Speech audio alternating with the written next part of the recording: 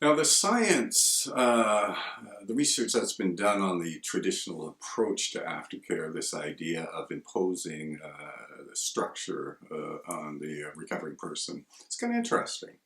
We found some statistically significant success with people, for example, airline pilots, right? Police officers, medical doctors, people like that. But more broader research, and I'm thinking here of probably two of the most famous researchers in the field, James Prochaska and Carlos Di Clemente, and John Norcross has done a lot of work here. And they developed this model called the trans-theoretical model of stages of change. And they were looking at how people recovered. And the trans-theoretical just means we don't care how they recovered. They might have gone to AA, they might have gone to counseling, they may have tried to figure this out on their own. So that's why it's trans, it's across the board.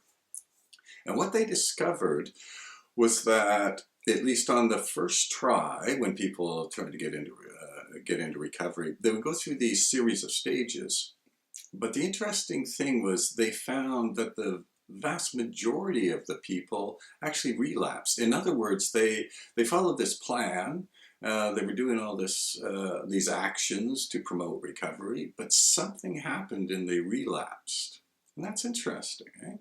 So that people, the average people who, in recovery, who try to keep away from the drugs, they run into this problem and they seem to relapse. In other words, the aftercare plans, something goes haywire, something doesn't work.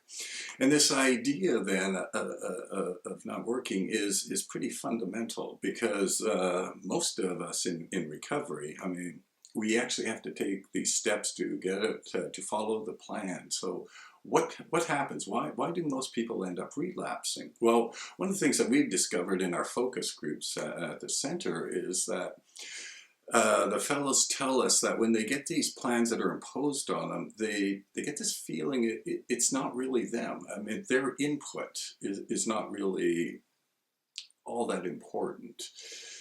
And when they don't feel that, they don't feel an ownership of the plan. So we think maybe that this is really a huge piece in why these plans fall apart, is that they're not intimately involved with it. And in fact, some of the guys said they would agree to go to meetings, for example, all that, simply because they felt pressure to do so, because that's what they thought the counselor wanted them to say. So, and they wanted to look like they were like really into recovery. So they agreed to all this, and oh yeah, I'll go eat right, and oh geez, I have this anger problem, so I'll go to a counselor and deal with that, and oh, maybe it's a good idea to go to couples therapy because I'm having some problems with my partner. I mean, all these ideas. In other words, it wasn't authentic. They're just agreeing to things that other people, other experts thought would be a good idea.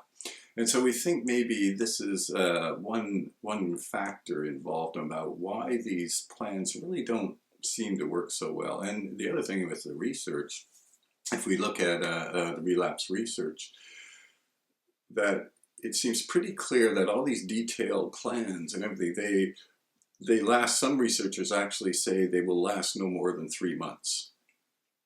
And I like to shift that maybe to 6 months just because of the effects of the drugs on the brain.